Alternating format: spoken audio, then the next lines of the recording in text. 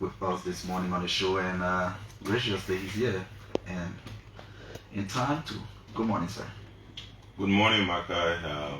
Good morning to your co-host. Good morning to the people of Liberia. And thank you for having me. Thank you for inviting me over. I'm happy to sit with you and chat about things that can move our country forward. Exactly. Today's holiday, a lot of people are home, and yes, he said, I will come. So, what do you make coming to this kind of conversation on holiday? Well, I mean, development does not go on holiday. Okay. The movement of the country, having positive communications about the country and how we can change the nature of governance will not go on holiday. And so we all must be ready at whatever point in time to respond to these calls, but more importantly, to work with structures that can bring development to move the country forward. So yes, it may be a holiday, but again, it's an important conversation to be had. There's a lot of, conversation out there. So we think it's always good to come and provide, clarity, as we say. Exactly. Yeah, so we've got Councillor Bala here this morning to talk about his Liberia political centrism movement, talk about other current events in the country. So yeah, he said I'll come and we'll talk about some of these things. But firstly, what is this Liberia political centrism movement? What is that? Well, thank you, Mark. Firstly, when you were making the intro just now, you said we were invited to talk about, in quotation, his Liberia political centrism movement. And I think as a starting point, that's where we need to make the point of departure. Because that particular appellation is so very important. This whole idea that institutions, the personal property of, central figures who originate them is something we need to depart from. Okay. I may be, one of the key persons who conceptualized the idea of political centrism, at least insofar as the conversation in Liberia is concerned, because this whole doctrine is not new globally. It's been there before. But lifting it and bringing it into the national conversation of Liberia, I would say I'm at the head of that.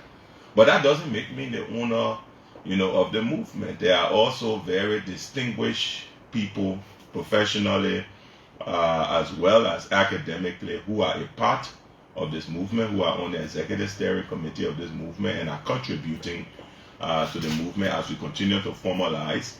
And it is equally their movement. I just happen to be now the face, putting these ideas So it is forward. really organized and structured like that? Of course. I mean, we are institutional people. This is not, as we, people say, an audio organization or an online organization. No, it's an organization in reality with a steering committee of people, and we're constituting a secretariat as we speak, and there are folks that are expressing interest and are coming on board. So it is a serious organization that we're working with. Okay. Give us a little history of it. Yeah.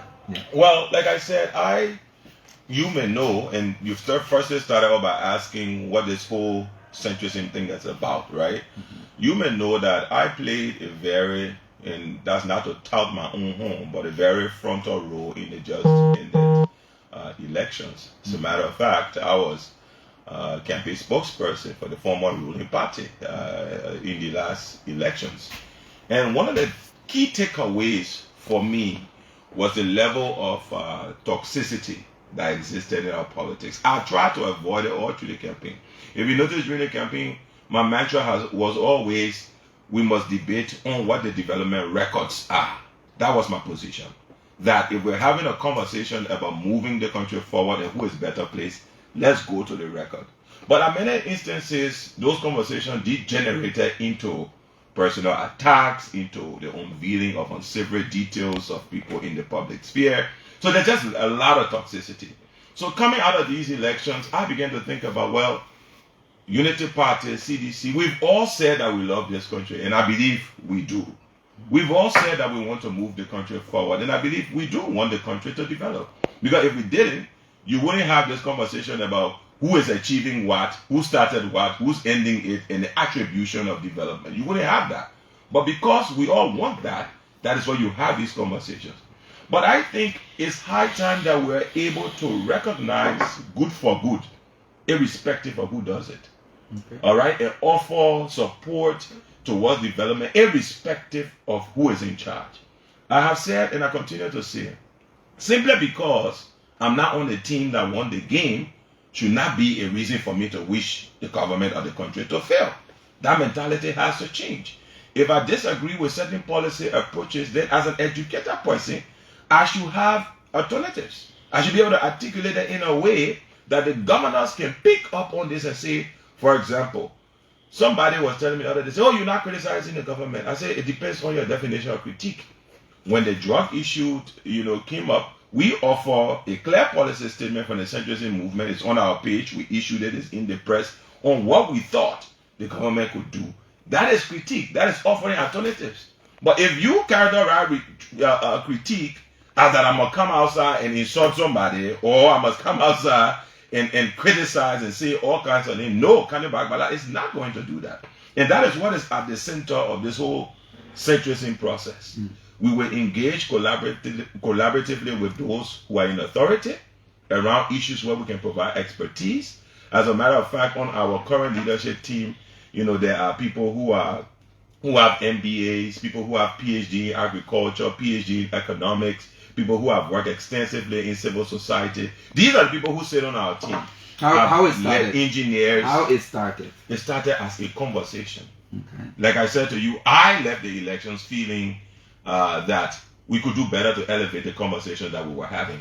And I started these consultations by reaching out to other people who are like-minded professionals like myself, who share similar views. Some of them are not even associated with political parties. Okay. And I said to them, look, there has to be something that is not just about, just the political orientation.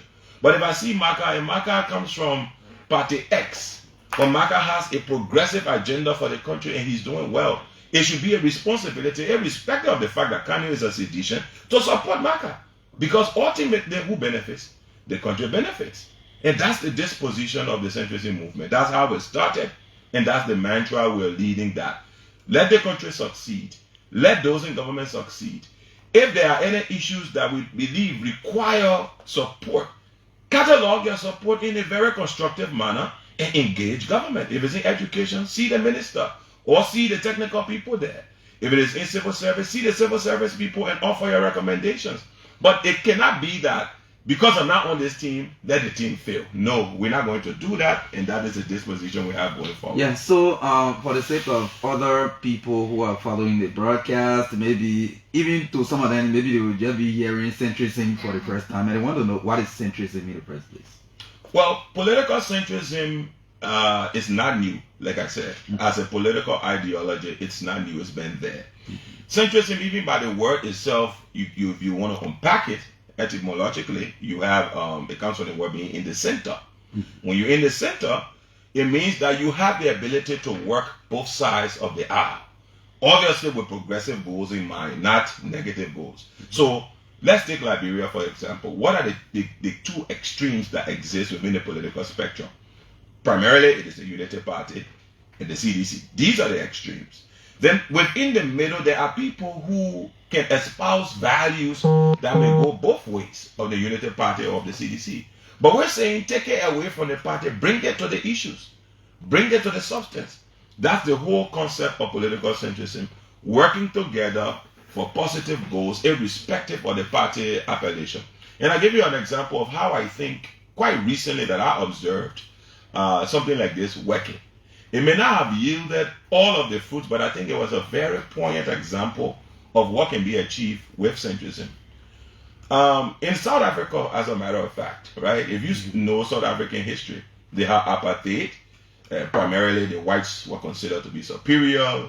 Blacks were treated as subhuman for a long time until 1994 when they had that breakthrough.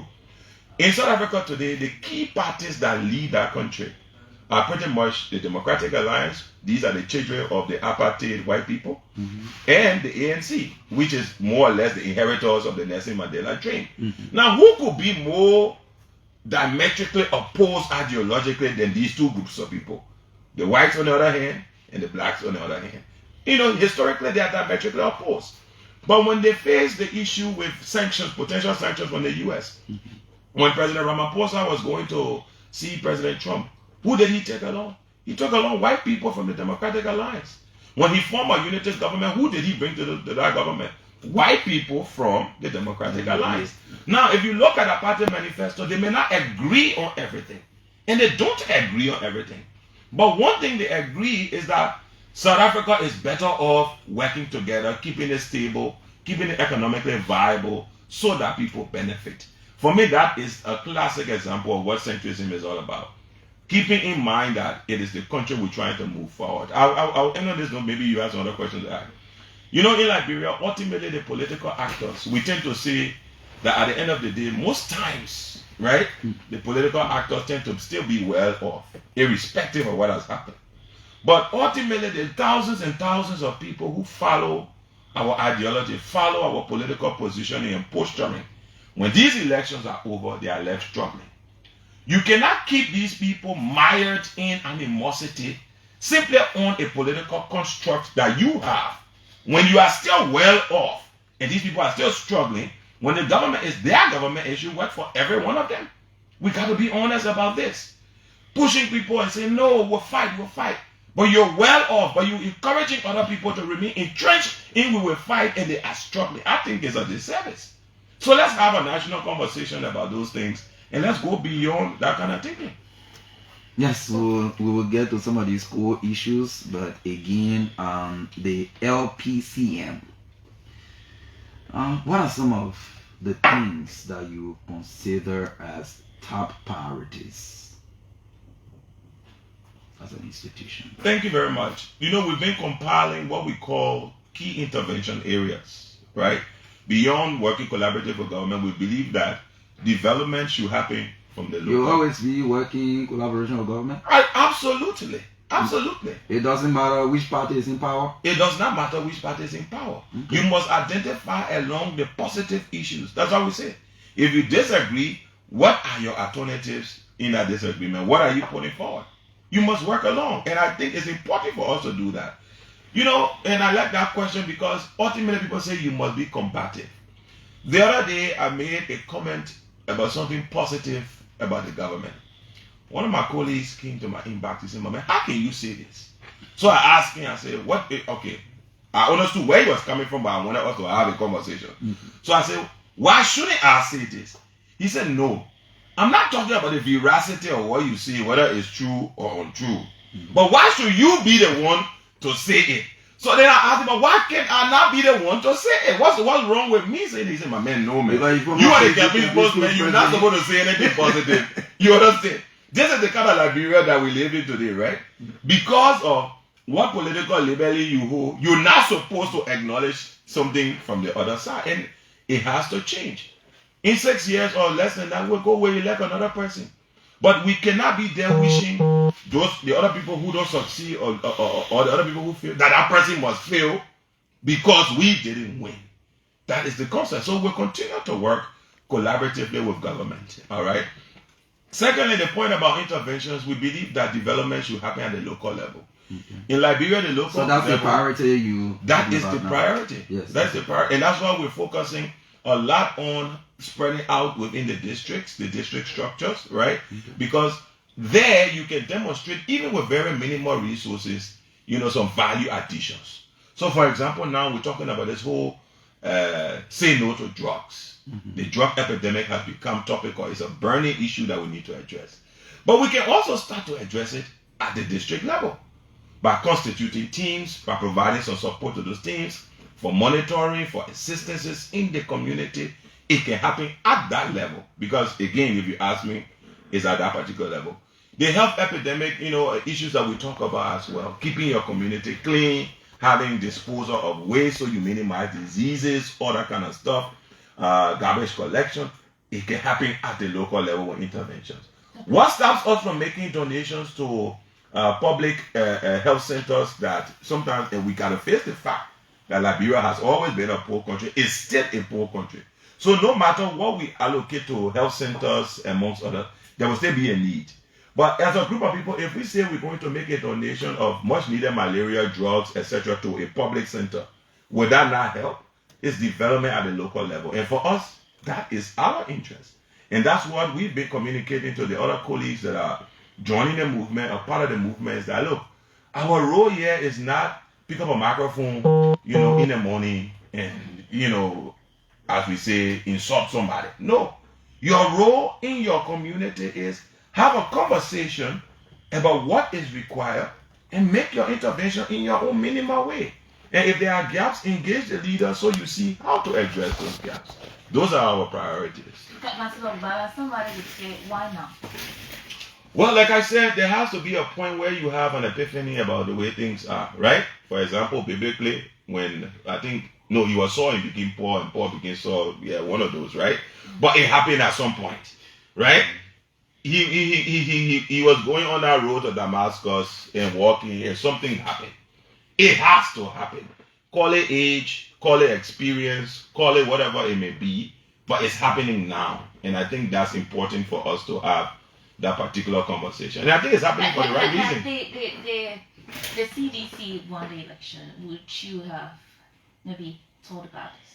Of course. And I even started that conversation. I may not have taken full-fledged in terms of centrism, but internally, at least those, and there are things I won't disclose, but internally, there were these conversations about how we can move beyond just party and structure ourselves to do better.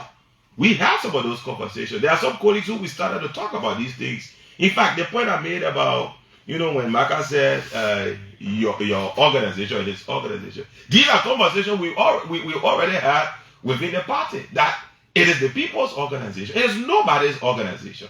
And when you start to see it that way, then you can take positions and hold people accountable because it is the people's organization. So, yes, some of those conversations were already happening. How will you handle a political appointment if it comes? When you say handle, what do you mean? If I am appointed politically? Yeah. I think values should not change because of where you find yourself. If you're going to be collaborative, continue to be collaborative. If you're going to offer positive suggestions, continue to offer positive suggestions. I don't think they should change because Would you take it? Would you go for it? It depends if it aligns with what my beliefs are, and if it aligns with what the centrist movement wants to achieve. Okay. Like I've told all of my colleagues who and I work together, right? Okay. I've said to them that this movement is not about me. It's not centered around me. Because at the end of the day, assuming I want to, as people say, do the political work, right? I don't need a movement to do the political work. By myself, I can decide today. And interestingly, that's where it makes me laugh, right? I can decide today, hypothetically, which I'm not doing, right? To join any political party. Nobody is going to come outside here and say, don't do it, you can't do it, and stop you from doing it. No, nobody will do that, right? So it's my inherent right to do so. But I have chosen that I will stay on the side of what is good and proper, irrespective. And I've said this before. I said, look, President Boyka made, there are other things he's done, but at least the one that I feel very strongly about, maybe from a reconciliatory angle, has been this whole reburial process. And I kept saying it, former president, the late President Samuel Doe, the late President William Talbot, and the memorialization things he did and offering the general apology. I felt very personally, because of my own history, something I won't talk about here. Okay. And I say that there is still a lot of ways to go that President Boyka could go to demonstrate that level of reconciliation. To even colleagues in other parties, even in the CDC, who believe that at the end of the day, there's no hope for them in a dispensation like this. I think he can do that, right? And that's the conversation we need to be having. It doesn't matter where you sit, you should be able to do that. But then if somebody said, you shouldn't be the one doing this. At some point, somebody has to do it. And so let, me be the person who gets insulted. In fact, I'm not even moved by that. Most time when you take a position, meaning you open a line and the first 5 or 10% will start cursing you. Look, I'm telling somebody the other day, I said, I did an analysis on 5 Facebook posts I did, right? And I was counting the words that were used on me. And I just started laughing. If the word hustler was used maybe 500 times, right? Another word, maybe like, how do we call it? betrayal were used another 300 times. There are other more creative ones that were used. I can say here, for purposes of public consumption. But it will continue to happen. But we must remain course, we must remain steady, and continue to push forward. Yeah. So as we move forward, when I ask you about the priorities, you mean, your answer was mostly based on community service and where the movement can intervene to buttress government efforts in all of these areas. But somebody believes that Kanye is planting a political party. That wasn't a question, you made a statement. So what do you say? What's your response? I think that it's too early for people to start talking about political parties. But are you planting a political party? No, we're building a movement. We're building a movement around values. That's the idea. You see, political parties... Is it a third lane? Political parties, a third lane in terms of what? Yeah, but you mentioned here in your statement that, oh yes, primarily Unity Party this side, CDC this side. Are you building a third lane? No, but there have been multiple other parties in between. I mean, even though they may not have gotten the number, ANC there with 1%, the other group there with another 5%. There are a lot of parties in between there, right? Well, you don't want to come and just, join the fray because of those things. So what's right? the percentage? So, I don't even have a political party, so I can say that there is a percentage, right? Very interesting stuff. But what I can say though is that let's rally around values foremost. If those in authority or anywhere, for example, in this country, if they model the type of values that we want to see, values of non-discrimination, values of reconciliation, values of delivering for the people, those kinds of things. For example, recently, and again, people who have been traveling to the southeast, I haven't been there since I came back to the country, but they've been remarking that it's taking far less time to get to Zwegu, where I come from. Now, we can look at it statistically, whether that is the case or not, because I haven't gone. Now, if that is the case, it is something good for us, no? It's worthy of celebration, no? And it doesn't matter who's doing it. That's the idea. So let us rally around value, service, delivery. Oftentimes, we get bogged down in the politics until we forget what is politics really meant for. Politics is not just meant to put people in power or to put a few governors in power. Politics is meant for service delivery for everyone. We agree, we say these people will be the ones at the head of the table. But because they are at the head of the table, because of what they committed to do, they will bring something to we who are not on the table, who are the ordinary citizens.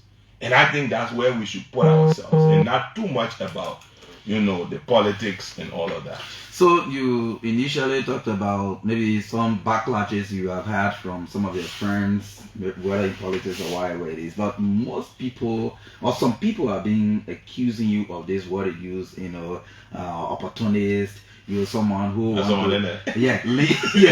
on the side of government, where the sun shines, where you want to hang your clothes and all of that. That's the reason why you've been praising the administration that defeated a party that you supported, even as spokesperson of the campaign. What do you say to them? Are you looking for opportunity?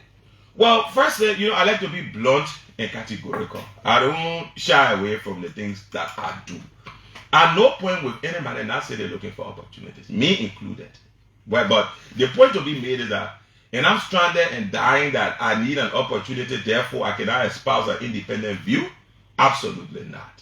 Now let's double back and re-examine again the question of praising that I've been accused of. Because when you say praising, then what you're trying to communicate is that what I say that is positive is devoid of truth. I'm just lavishing words that have no basis in fact or truth for ulterior motives. That's what praising is. And I'll address that.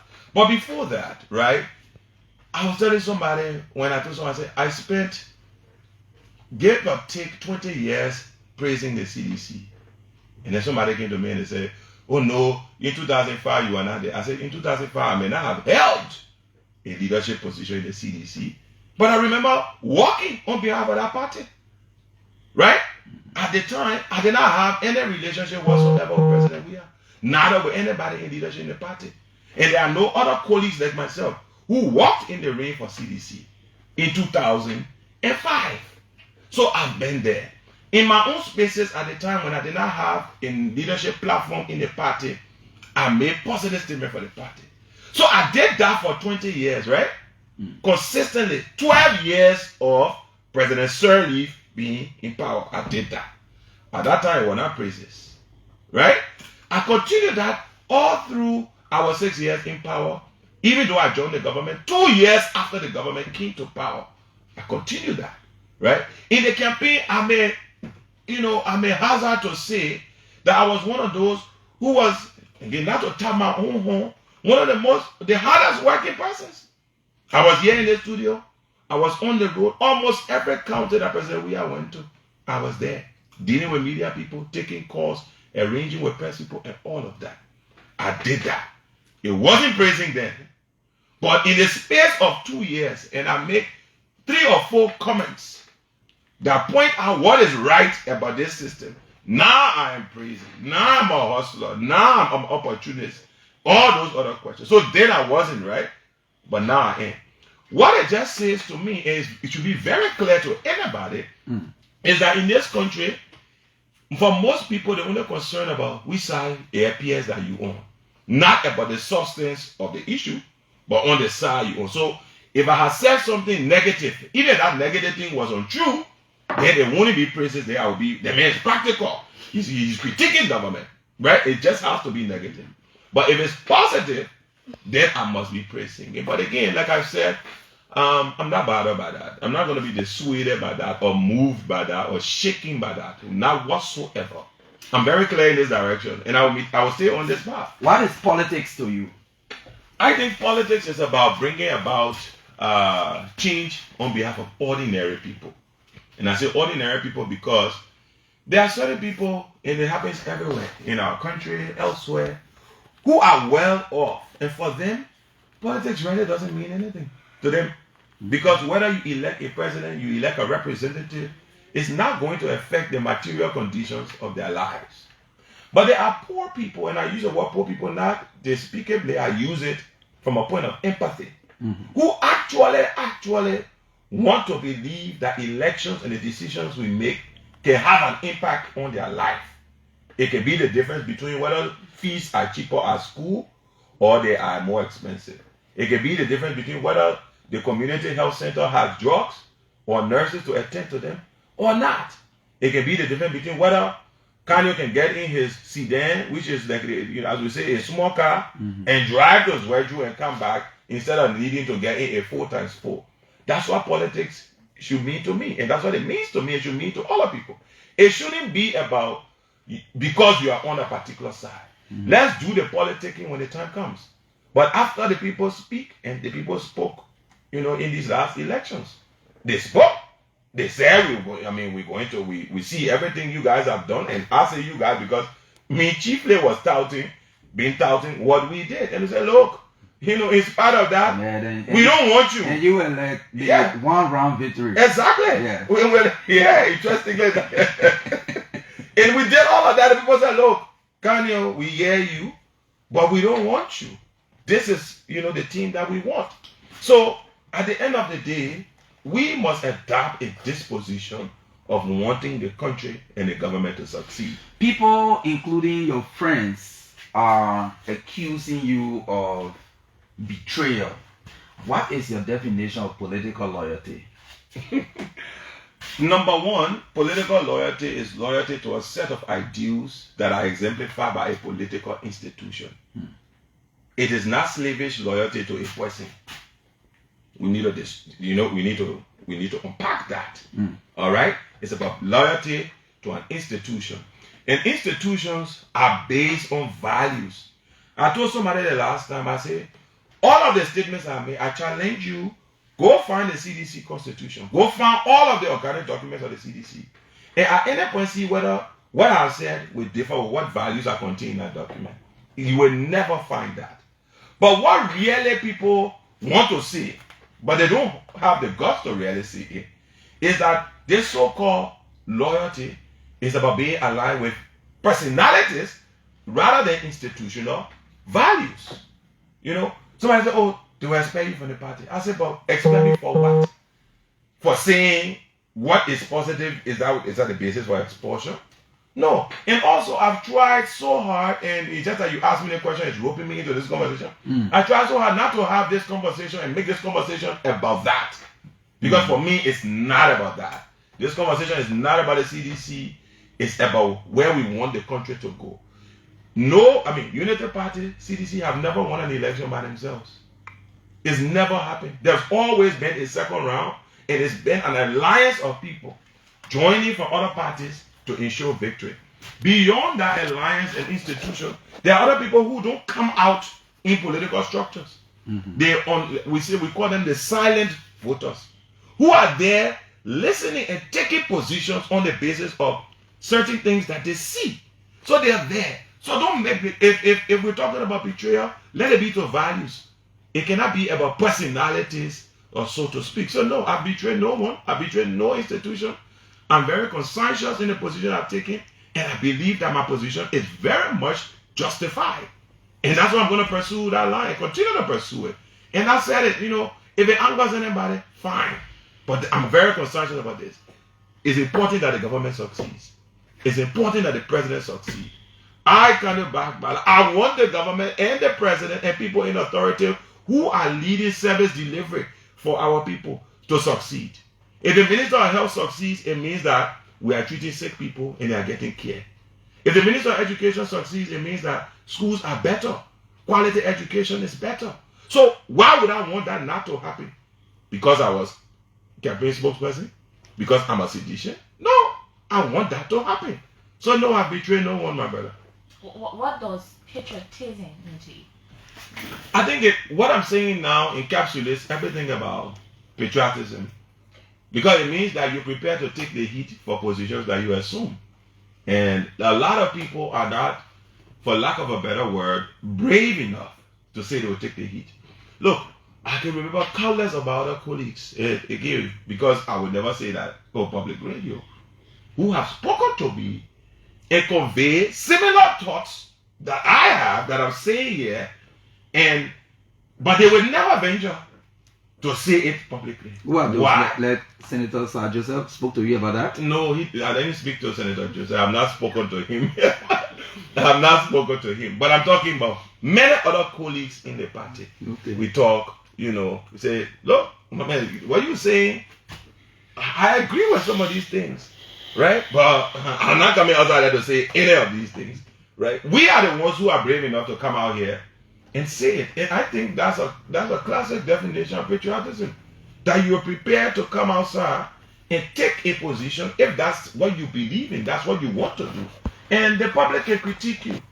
If you're not prepared to be critiqued by the public, then find somewhere and sit down. Just stay in your house, go under the bed, don't do anything. But if you're going to take any positions and have values and views about certain things, then you will be critiqued and be prepared for it. And so I've said to people, look, I'm prepared. Eventually, when the fruits start to bear, people will get tired of cursing. And if I am right, and I want to be right because being right means it's good for this country, then people will begin to realize that, we can come to a point where we say, irrespective of political rebellion, we can want the best results for the country. And we can adopt a different position about how we deal with these things. For me, that is patriotism. Elections are just one small aspect of democracy. But we make it the only aspect of democracy. And I think it's something that we have to work, towards to change and create a space for all of us to exist in. Do you see the movement collaborating with parties like the Unity Party or the CDC in future elections? I think so. And as a matter of fact, the fact that I've even said to, publicly here, which I'm taking a lot of lashes and I keep saying it, right, that we're going to work collaboratively with the government, and the government is what? The Unity Party. How do you hope to do that while maintaining your values? Well, like I said before, what are my values? What are the values of the centrism movement? It's about service delivery. It's about providing for the people down there. Positive interventions. When I met the vice president the other day, I told the big brother, I said, look, I want to be a part of something that will bring value to the Liberian people. And to the extent that you are doing those things, we want to work along with you. We want to ensure that these things happen. And that does not mean you don't have to compromise values if you're working on the positive. How is it a compromise of values? Say, for example, if you want to build, and I keep selecting these themes because they are the ones that have the most effect. Infrastructure, education, and health. Those areas have multiplier effects in any country, in any economy for that matter. So if there are interventions in those areas that can bring value, how is it that my involvement or support with the government is an act of compromising values? No. Politics is engendered, like I said before, not just to put people in power, but to provide opportunities for people. So to that extent, I am going to work with people who share those similar values. Okay, that's good. You like quote praise a lot of things the current the current administration, has been doing. But recently, the president was using the word fraud, like how hugely criticized, because according to some critics, he took, like they said, about 40 member delegation to Japan. They think this is something he criticized in the past, and they think it is a waste of public money. I haven't heard you say much about that. What do you say to those who are criticizing the president for quote-unquote carry huge delegation to Japan? Well, I have said something. I mean, I wrote on my Facebook page. I was very emphatic about that particular issue. And I said that the president is justified in the delegation he took. And I said it because, we need to be clear what is about the size of those delegations. And some of us at the time came to the defense of President Weah, and we said, no, we don't think these delegations are large delegations based on the nature of the meetings that are being attended. But it was the politics then. So I was consistent. Now I am still consistent, but others are not changing their position. Now those who were justifying President Weah's delegation at the time, including myself who justified at the time, are not turning around and saying, no, this delegation is now too large. That is the inconsistency. But for me, my consistency has remained. For example, when you say it's a large delegation, you know what I did? And people don't do these things, before they take a position. Before I uttered those words or I wrote them on my Facebook page, I just want to go and look at the TCAT, 2025 and what is it about? 200 seminars, right? 200 seminars happening over a period of 3 to 4 days. 200 seminars. 300 exhibitions. So in totality, we're looking at an excess of 500 different events over 3 days. Those events are not just in one thematic area. They are in health, they are in education, agriculture, infrastructure, all of those areas. Now take those 500 events and take a 40-person delegation. Divide it and look at it. Per capita, it's even less than half person per event. That was what informed that. And when I took that position, I went back, I even took the agenda of the event because all of these things are online. And I posted it. Now, what's the real concern here when somebody came to me and said, oh, but Unity Party criticized the thing before, so we must criticize it now. I said, no, but I'm not in the business of because you did it, and I said it was wrong before, so I must also do it now and perpetuate the wrong. No. When we talk about large delegation, we got to understand the nature of the meeting. We got to understand what the governor decided that they want out of those meetings, the deliverables, what spaces you want to be in. And I am not afraid to take radical positions. When I put that down, even somebody can say, even some Unity Party people are questioning the delegation and you seem to be supporting it. I say, I'm not some Unity Party people. I independently verified what the event was all about, and I did my own judgment, and I reached the conclusion that I don't think 40% for a 500 event that happened, 500 separate events over 4 days is a large delegation. Right? I think it can be justified. So that's my position. Do you have any comment on the eviction and demolition of the CDC headquarters? I actually do, but you see, I'm trying to avoid, this CDC conversation, to be honest, right? Because I don't already... You are in our studio and there's no way out, so you have to do folks, that. I don't want to see people think that, firstly, there's this quote-unquote mirroring or people who are attempting to picture me as fighting the CDC. You understand? And thus the words like, oh, you are betraying, as we say in the country, boy, you betray the struggle. Those kinds of things. You are betraying the struggle. No, that's not what I'm doing. And I don't want the conversation about centrism to be shrouded or covered by a conversation about the CDC. No, I'm more concerned about the values and how we can move the country forward. So I'm not really focusing on that. But at two levels, I can offer very brief comments. Two levels. Okay. At a personal level, as a citizen, I was very grossly disappointed that this will happen, because I think it could be averted by leadership, which I think was not the best that led to that outcome. The second thing I can say in that regard is, as a lawyer and someone of some standing in the legal community, in the bar, as president of the Grand Bar Association, and chairperson of continuing legal education of the bar, executive member of the bar, counselor at law, I have a responsibility to respect the law. And so at the end of the day, in our jurisdiction, there's something we call exhaustion. Exhaustion is that there are procedures that you follow when you have a grievance. Starting from going to the first court, go to the second court, you go to the third court. If you are dissatisfied, you can appeal. When you get to the Supreme Court, and the Supreme Court renders an opinion, the only person you can appeal to is not Jesus Christ. And we know him here now. So once the Supreme Court speaks, matter we say is settled. And you don't have to agree with the Supreme Court ruling at an ideological or at even a legal level, because even this bar we had, the Supreme Court came up with a decision previously, and the bar took a position on the Supreme Court decision that they disagree. But it does not mean that the bar will not respect the Supreme Court decision. We can disagree, but we must respect it. And so at that level, I think, exhaustion has occurred. The court has ruled. Folks can disagree with the court in terms of the intellectual, legal interpretation, but you cannot say no to the court. That's the only way we maintain law and order in the country. So what I got from your response to this issue is that the CDC leadership did not do well about this entire headquarter issue.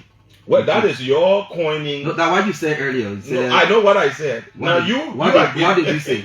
I said that, at a personal level, as a citizen, I feel very disappointed. I feel hurt. Yeah. I don't think this should have happened. I think it could have been avoided. But it has happened.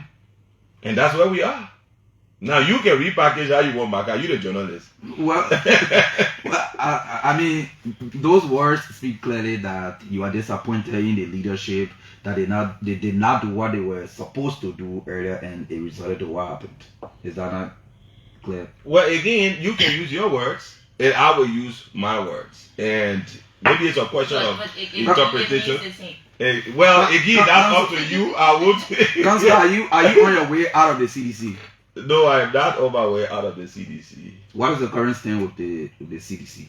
When you say current stance, what do you mean? In terms of, you already see people are, like you betray the party, you are looking for opportunity and all of these things. I mean, within leadership, you are a big person in the party. I don't see myself as a big person. I'm just like any other member of the party. You are a big person in the party. If you don't know, I know. That's what I'm telling you. Okay. If you say so, I'm just saying, like, I always see myself as an ordinary person. Yeah. So I mean, what's the stand in the party now? What does it look like? When you say stand, what do you mean? It's the environment. Still the environment that Kanye was in. The people think you are praising the government that defeated your party. And betrayal and all of these things. Are you still comfortable in the CDC? Like I said to you, look, I'm a lie around values. And I told somebody the other day when we had the same conversation. And I said to them, when I joined the CDC, I didn't go to anybody to ask them to say, please permit me to join the CDC. Right? I joined the CDC on my own volition. In 2005, when I told you I and other colleagues were working on behalf of the CDC, we're not working on behalf of a person.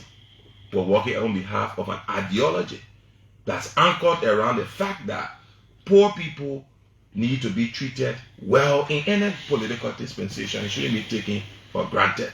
It was not about any person. I did that again. I didn't come to anybody and ask them and say, permit me to do so. Equally so, I don't need the approval. You still believe in those ideologies? They are very much exemplifying centrism. That's what my position now is very consistent. If you see centrism, it is about those ideology. It is those ideologies that then now compel me to recognize good, even if it's done by this current government. But you believe in those ideologies, then why are you coming up with a centrism movement? Movements can be formed in every party. There can be multiple movements all across the place. It can be elsewhere, outside. You can do what you need to do, and it's possible. So we're about to take calls now. Is there anything you've done in your political career that you regret? Regrets. I haven't had the time to really think about regrets yet. Maybe because I'm still fairly young, right? So normally the people say regret come when when the hair's really gray and you start to look back, and we say hindsight is 20/20. Then you can see clear, right? But for now, I think that we're on the right path. We want what is good for the country. I want what is good for this country. I want what is good for the county where I come from, Grand Jeddah, all counties in this republic. That's what I want.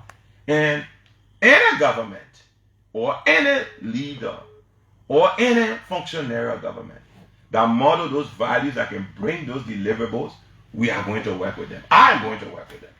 Okay, let's take calls. Good morning. Yeah, morning. Straight to the point. 30 seconds. What's your name? Yeah. My name is Lawrence. I'm getting calling my dad. Go ahead. Maybe it's still that I cannot be like oh, it's just like he's looking for influence because anybody can power. He says that anybody can power. So why you saying what does it mean? So how many parties can you took side with that How many parties you taking side with that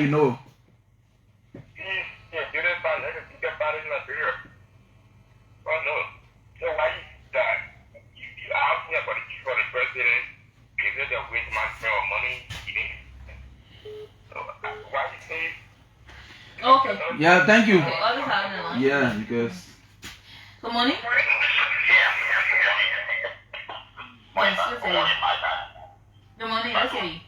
Yeah, it's my pleasure. Thank you. This is Edward Mendy and True. And I wait for my resident here in tomorrow. Go ahead. First of all, this for me, eloquent, it's a council of Bala. I think eloquently. But there's a council, I want you to just go and ask just the initial question for you to just respond with. I don't want to just one word, because it makes you So I dig it a bit now. Let me see. Thank you. My first question is this. With what you see now, forget for program performing well, not performing well. Will you still, because I know you are the co-president campaign on us, President we are. Will you still, this is new but President we are going to run for 2029. Will you still stand as a co-president for the campaign, or will you still campaign for we are? Okay. And the second question is this. Knowing what you know now, with the kind of thing you have now, will you think it's necessary to resign from the CDC and bring in a person to push your agenda? Okay, thank you. Thank you. Hello, caller. Good morning. Good morning. Good morning, Pastor Michael. Yeah, go ahead. Let me say good morning to your guest, Pastor Kangar-Lawrence. Delvin Woodley in my resident rehab. Okay. Many struggle to the speed of politicians when regime change. We need everything as Council that will make politicians see us as a value add in the interest of the country, rather than anti-government or poor parties people. Council Bala is a far better person than many other when reaching.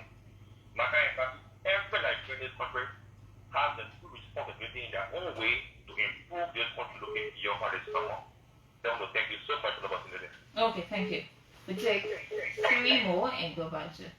Good morning. Yeah. You getting me? Yeah. Go ahead. Live. Okay, this is Daniel Nation. I call you from the Tracing of your country. Let's hear you. Thank you for 2 of you, and thank to your studio guest, Senior Kangar Balabu, asking for after his video here from Grand Jeddah, from American County. Mr. Bala, thank you for your job that you did for 2023 for CDC. And I want to ask you, since the death of the election, from 2024 up to now, were you able to attend any CDC meeting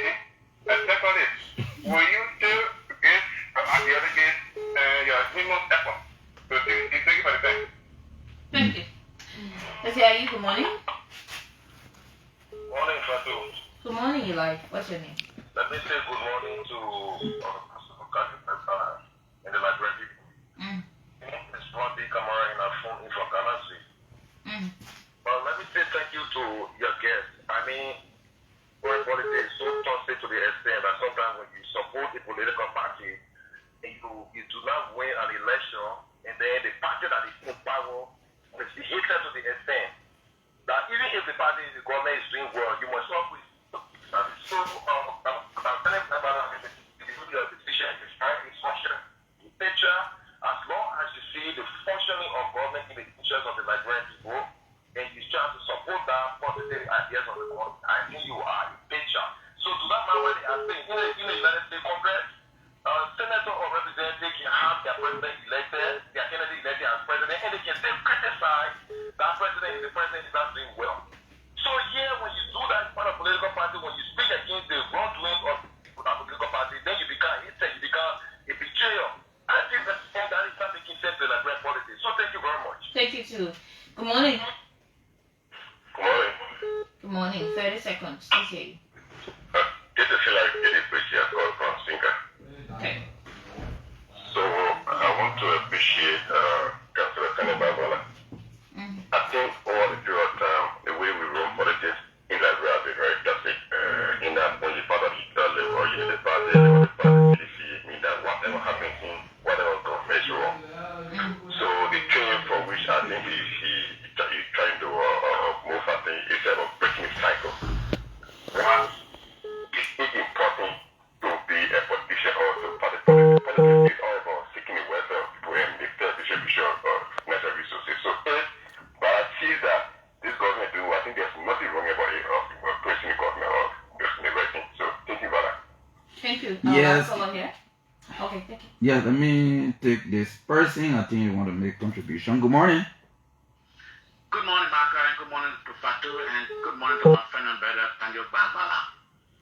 Good morning. My contribution, I think, this morning is the fact that I'm listening to Kanyo, who has had a vast thinking and thought of patriotism. Whose interest do political parties form and want to take political leadership in the best and the positive interest of your people? And Kanyo must keep on our track, regardless of what is being said. Some of what you are narrating in that place when it's posts and stuff like that, we read some of them. I get good people. From JKB. Thank you, my brother. I am indeed grateful, especially to all of the callers for the feedback, both critical, both complimentary. I'm grateful for the feedback. I think that's what the kind of conversation we should begin to have, to agree, to disagree. Photos with the speaker and VP, like we say, we're moving in a direction of collaboration, especially if it moves the country forward. And you cannot disagree with me that the speaker has a very important position in this country that has to bring about deliverables for the Liberian people. And we want to ensure that we're able to work together to bring some of those deliverables. Also, our big brother, the vice president, also feels very strongly and passionately about development in our country. We also want to be able to work along with him to bring about positive development for the country. So part of those meetings are more or less working meetings, exploring ideas and opportunities where void or partisan divide, we can work together and move the country forward. A number of the other comments seem to fall in the same line of let's put the country first. Let's put partisan loyalties, to the side. Let's try to deliver for the people. And that's what we are disposed to. That's what we should do. I think there was another comment about attending a CDC meeting. I've been out of the country for a while, so I've not attended any meeting recently. So that's to answer that question. Melvin, thank you also for your point. And I think it emphasizes that, look, there are a lot of people who you'll never see in the party t-shirt of a party cap. Mm-hmm. They go about their work. These are professionals. They do their jobs. They vote. They have strong views. Some of them even more political in orientation than the ones we see in the forefront of politics. And I think we got to have a way to reach that group of people and to bring them on board and get them more or less involved. There's a question whether I would serve as spokesperson again. Absolutely not. I think I've done that portion of my life already. I don't have any interest in engaging at that level. I think there are people better placed to perform that role if it were to come going forward to serve as spokesperson for the CDC. I think I've done that. So I think those were the key questions and feedback from the people. The only thing I would like to add, I don't know if these are my parting comments. These will be your parting comments. However, what do you make of the exit of some key members of the party? It brings me back to see. It brings me back. The deputy speaker, Thomas Farr, is almost gone, and these are. Well, somebody asked me the same question, and I told them the other day. I said they have left the party, right? The CDC. But they have not left Liberia. Mm-hmm. So, of the 6 million plus approximately people we have in this country, they are still a part of the body politic. I think what we should be concerned about is how they can contribute from wherever they find themselves to move the country forward. I think that's what we should be more or less focused on. These are my views. And like I said, I don't want to be preoccupied with the CDC conversation, because again, of course, people are repackaging the information. We're going to repackage as per what we are doing, but we are not going to be dissuaded. I'm very clear that my position is that we support the government. We want the government to succeed. How are you helping your party to get new headquarters? Well, I'm not involved with that effort. I'll tell you. You keep throwing this thing back to the party. There's a comment I wanted to make, that came up the other day, and I thought I would, just speak briefly about it. Please do. Particularly in regards to elections, and particularly in regards to the way, Grand Jeddah, which I come from, has been engaging.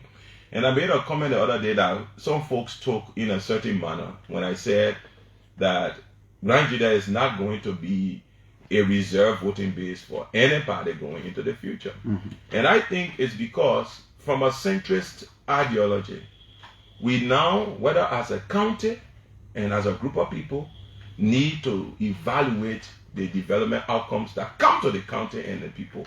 And on that basis, decide who or what we are going to support.